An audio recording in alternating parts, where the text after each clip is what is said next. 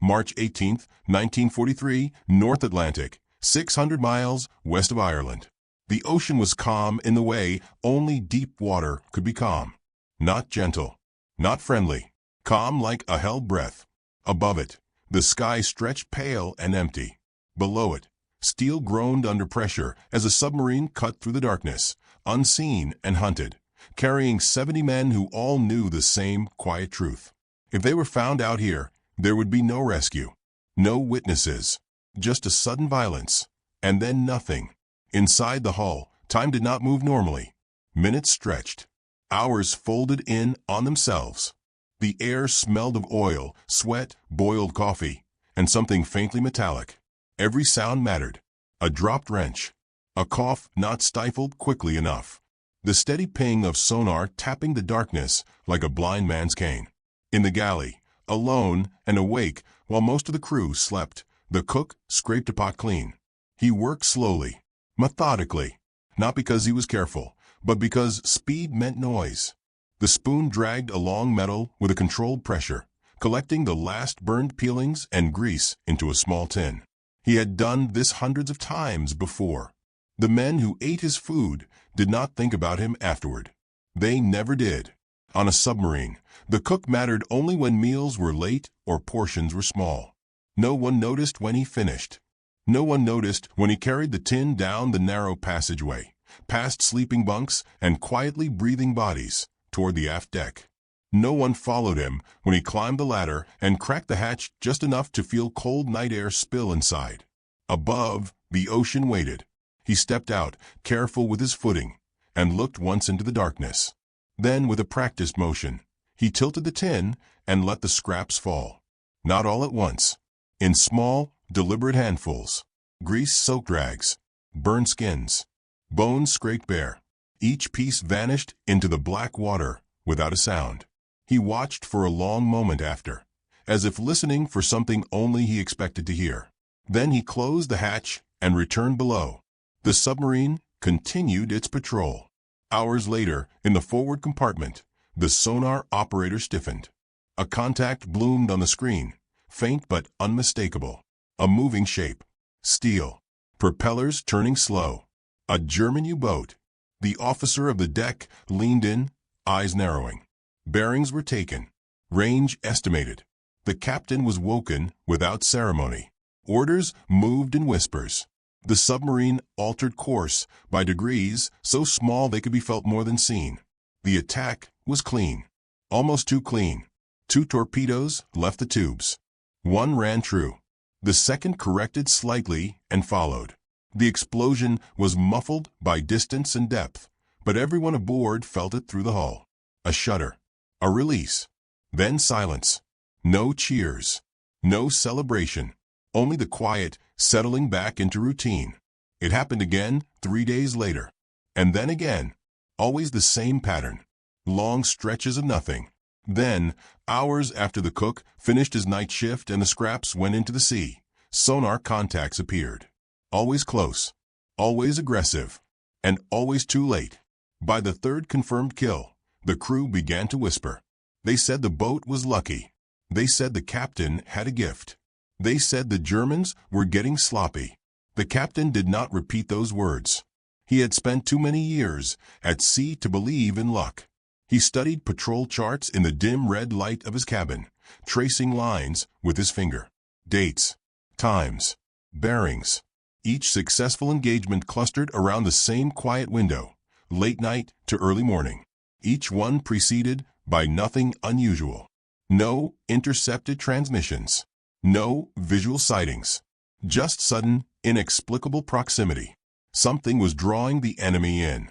In the torpedo room, men checked and rechecked equipment. In the engine spaces, hands rested on warm metal and listened to the rhythm of power. In the galley, the cook worked as he always did. Silent, unremarkable, invisible.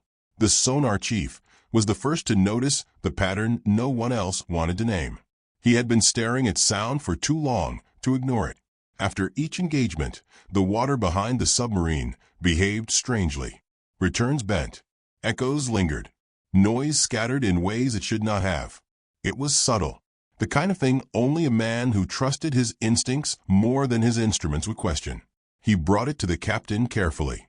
The captain listened without interrupting. He did not dismiss it. He did not agree. He asked for more data. On the next patrol night, the sonar chief stayed awake past his shift. He watched the galley hatch. He watched the cook carry the small tin aft. He watched the hatch close behind him. Minutes later, sonar changed. Not dramatically, not enough to alarm anyone else, but enough. The water was no longer clean. The cook returned below and resumed his place among the unseen. He did not look back. He did not hurry. He did not act like a man doing anything unusual. The captain ordered the boat to maintain course. Hours later, a U-boat appeared exactly where it should not have. The attack that followed was textbook. The German commander, convinced he was stalking wounded prey, pressed forward aggressively. He never realized the sound he was chasing was lying to him. The torpedo struck amidships. The sea closed. The echoes faded. That night, alone in his cabin, the captain sat without removing his cap. He stared at the bulkhead while the submarine creaked around him, the sound of pressure like distant thunder. He thought of the cook, of the scraps, of sound behaving like something alive and manipulated. If stories like this matter to you, if you want the histories that were never meant to be told, subscribe to WWII Never Told German Files and tell us where you're watching from around the world. Out here, distance means nothing and every voice counts. The captain issued no orders the next morning. He watched. The cook continued his routine. The scraps continued to fall into the sea. The U-boats continued to die. And somewhere between suspicion and certainty, the captain realized the most dangerous man aboard his submarine was not on the bridge, or in the torpedo room, or listening to sonar in the dark. He was the one no one remembered by name, the one shaping the ocean, one handful at a time. The captain did not confront the cook. Not yet. In war, accusation without proof was just noise, and noise got men killed. Instead, the captain watched the submarine as if it were a living thing. He listened to its rhythms. He paid attention to what changed after midnight, when most of the crew slept and the ocean pressed closest. The scraps continued. Every night, after the last pot was scraped clean, the cook carried the small tin aft. He moved with the confidence of someone who knew the passageways by heart, even in darkness. He did not sneak. He did not hide. He behaved like a man with nothing to conceal, which made the behavior harder to challenge. The sonar chief began logging everything: depth, temperature, sea state, time of night, and always, after the scraps entered the water, sound behaved differently. Return smeared. Distances felt wrong. Echoes lingered too long, like ghosts that refused to fade. It was not enough to fool an amateur. It was enough to mislead a confident hunter. German U-boat commanders were confident hunters. Their doctrine depended on clean water and predictable acoustics. They stalked by listening, not seeing. When they heard what sounded like a damaged submarine, slow and exposed, instinct overruled caution. They closed distance. They prepared for the kill. And every time, they sailed into silence that waited for them. The sonar chief brought his findings to the captain again, this time with numbers, with charts, with patterns that refused to be dismissed. The captain studied them in the red glow of his cabin light, jaw tight, one hand resting on the edge of the table as the boat rolled gently beneath him. He ordered a test. On the next patrol night, the captain instructed the cook to stop. No explanation, no accusation, just a direct order. The cook listened without argument. He nodded once. He returned to the galley and finished his work. When his shift ended, he carried nothing aft. The tin remained empty. The ocean received no scraps. The submarine waited. Nothing happened. No sonar contacts. No distant propellers. No sudden shapes emerging from the dark. The night passed quietly, the way the ocean did when it had not been disturbed. The captain felt no relief.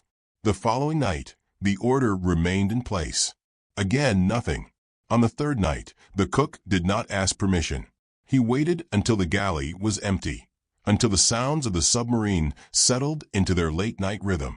Then he moved through the passageways with something wrapped in cloth, something heavier than scraps, something that clinked softly when it brushed against metal. He did not use the aft deck.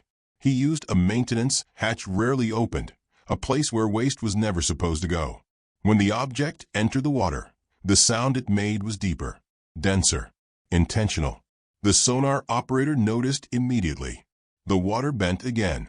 Hours later, a U-boat appeared, aggressive and close, closing distance faster than any commander with sense should have allowed. The captain watched the plot develop in silence. He did not issue the order to fire until the moment was perfect. The torpedo struck true. When the echoes faded, the captain knew the truth he had been avoiding. The scraps were no longer coming from the galley. They were coming from somewhere else. If stories like this keep you listening, if forgotten details change the way you see the war, subscribe to WWII Never Told German Files and tell us where you're watching from. The ocean connected more lives than history ever admitted. The captain ordered the cook to his cabin the next morning. The man arrived on time, calm, unconcerned. He stood at attention, eyes forward, hands at his sides. He did not look like a saboteur. He did not look like a hero.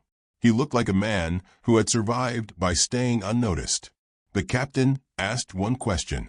Where did he learn it? The cook did not answer immediately. When he did, his voice was flat, almost bored. He spoke of fishing boats, of waste trails confusing sharks, of sound behaving differently when water was fouled. He said he had tested it once, long ago, out of curiosity. The captain did not believe him. He dismissed the cook without comment and waited. The next attack came sooner than expected.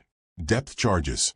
The first explosion shook the submarine violently, throwing men against bulkheads and sending tools clattering across decks. Lights flickered. The hull rang like a struck bell. The second explosion followed closer, then a third. Water pressure screamed against steel. The German commander had learned something, or so he thought. The cook was not at his station when the attack began. He was aft. In the chaos, no one noticed the hatch open. No one heard the splash beneath the thunder of explosions.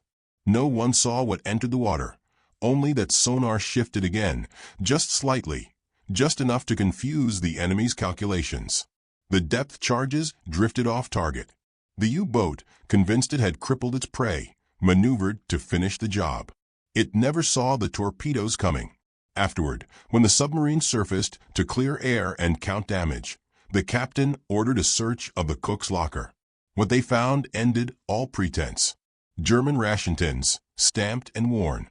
Packaging used only aboard U-boats. Naval tags with names scratched away. And a notebook, its pages filled edge to edge with tight, precise handwriting. Patrol grids. Sonar behavior notes. Corrections. Observations written by someone who understood submarine warfare from the inside. No cook should have known these things. The captain closed the locker himself. He did not report the contents. That night, alone with the sea pressing in and the engine's low hum filling the hull, the captain faced a choice no manual prepared him for. Turn the cook in and lose whatever advantage he carried, or remain silent and let the ocean keep its secrets. Outside, the water was calm again. Inside, the submarine moved forward, carrying a man whose past had not stayed buried. And somewhere in the dark ahead, German commanders listened to sound they trusted too much, unaware that the ocean itself had learned how to lie. The final patrol began the same way all the others had begun, quietly and without ceremony, which was how dangerous things usually started. The submarine slipped beneath the Atlantic before dawn, the gray surface sealing over it as if nothing had passed through. Above, clouds moved and the war continued. Below, 70 men carried their lives forward inside a steel cylinder that creaked and flexed as pressure closed in. Nothing about the departure felt different, and that was what unsettled the captain most. The cook was still aboard. No official decision had been made. No paperwork had been filed. The captain had not spoken his name aloud since the night the locker had been opened and quietly closed again. Whatever the man's past, whatever flag he had once served under, the submarine had become a place where results mattered more than explanations. In war, outcomes rewrote morality faster than orders ever could. The scraps changed on that patrol. They were no longer the careless remains of meals or the byproducts of routine. They came wrapped, weighted, and measured. Sometimes they were released at periscope depth, sometimes deeper, sometimes in staggered intervals that made no sense to anyone watching except the man releasing them. The ocean responded differently each time. Sound stretched, collapsed, returned at angles that defied habit. The sonar operators stopped pretending it was coincidence. They had learned the normal language of the sea over thousands of hours. They knew how steel spoke through water. They knew the difference between a distant merchant ship and a hunting submarine. What they heard now did not fit any category they had been trained for. It was familiar and wrong at the same time, like a voice mimicking a friend but missing the rhythm of breathing. German U-boat commanders trusted their instruments. They trusted doctrine. They trusted that damaged prey behaved predictably. And when they heard what sounded like a wounded American submarine struggling ahead of them, they acted as they had been taught to act. They closed distance. They pressed the attack. They moved quickly to finish the kill before help could arrive. The first engagement of that patrol unfolded faster than any before it. The U-boat appeared on sonar already committed, closing at reckless speed. The captain watched the plot without speaking, his face unreadable. He waited until the German commander had no room left to maneuver, until the geometry of the encounter left only one ending. Then he gave the order. The torpedoes ran true. The explosion was sharp and final. The sound did not linger. It simply stopped, swallowed by the Atlantic, as if the submarine had never been there at all. No cheers followed. No relief. The crew absorbed the moment and moved on, because there was always the next one. It came 2 nights later. This time the enemy circled first, cautious but confident, testing the echoes, sampling the lies the water was telling. The cook adjusted his work accordingly. The placement changed. The timing shifted. The sound bent just enough to suggest vulnerability without revealing strength. It was a language spoken entirely in silence. The German commander took the bait. He maneuvered closer, convinced he had found a damaged opponent limping through the depths. The captain allowed him to believe it until the last possible moment. When the torpedoes struck, the enemy submarine disintegrated so completely that sonar struggled to interpret the debris. The third engagement was the most dangerous. Depth charges came first. The ocean erupted around the submarine, shock waves slamming into the hull hard enough to knock men off their feet. Lights flickered. Gauges trembled. The pressure felt personal, like the sea itself was trying to crush them for their deception.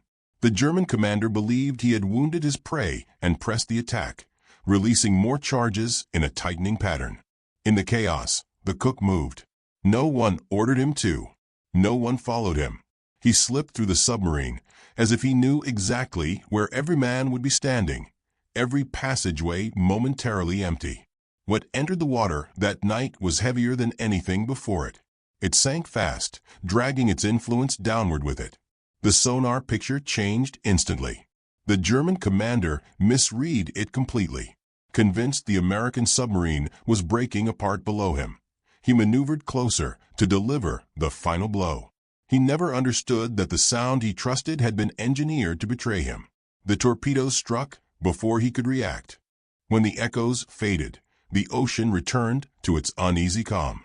3 U-boats destroyed. No wreckage confirmed. No survivors. Between engagements, the submarine settled into long stretches of silence that felt heavier than the fighting itself. Men ate, slept, stared at bulkheads. Letters were written in cramped handwriting and folded carefully, knowing there was no guarantee they would ever be mailed. Watches ticked. Coffee cooled. Time stretched. The captain stood alone in the control room more than once, hands resting lightly on metal, listening to the hull speak back to the sea. He understood now that the most dangerous force aboard his submarine was not steel or explosives, but knowledge applied in the right place at the right moment. The cook said little. He worked when work was needed. He disappeared when it was not. He did not seek credit. He did not seek forgiveness. He behaved like a man who had already made his peace with whatever he had been before. No one asked him questions anymore. The return to port was quiet. The submarine surfaced at dawn, the gray of the Atlantic giving way to the muted shapes of harbor structures and waiting boats. Orders were shouted, lines thrown, engines powered down. The war felt distant for a brief moment, held at bay by land and noise and human voices. When the crew assembled, one space was empty. The cook did not answer his name because his name was no longer spoken. His bunk held nothing. His locker was gone entirely, not emptied but removed, as if it had never been bolted there at all. No transfer orders existed. No shore leave forms bore his signature. The roster closed over the gap without comment. The captain filed his report that same day. He wrote of effective tactics, of disciplined crews, of enemy miscalculations. He did not mention scraps. He did not mention altered sound. He did not mention the man whose hands had shaped the ocean into a weapon. Officially, the patrol was a success explained by skill and circumstance. Unofficially, the crew carried a different memory.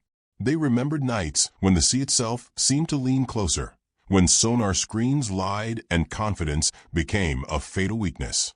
Years later, some of them would tell stories in quiet places, insisting that certain waters never sounded the same again. That in specific grids of the Atlantic, echoes returned at the wrong angles, as if the ocean remembered being taught how to deceive. Historians would argue numbers and probabilities.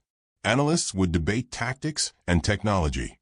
Some would suggest classified countermeasures that never made it into public records. Others would dismiss the idea entirely. None would find the cook. No documents explained how a single submarine achieved such consistent success without specialized equipment. No files accounted for the missing man whose influence could not be measured in medals or citations. His past remained buried beneath layers of bureaucracy and saltwater silence. And somewhere beneath the Atlantic, sonar operators continued to report anomalies that did not behave as sound should, as if someone somewhere was still shaping the sea. If stories like this matter to you, if you believe the war was shaped not only by famous names, but by invisible hands working in silence, subscribe to WWII Never Told German Files and tell us where you're watching from around the world. Some histories were never meant to be recorded, only remembered.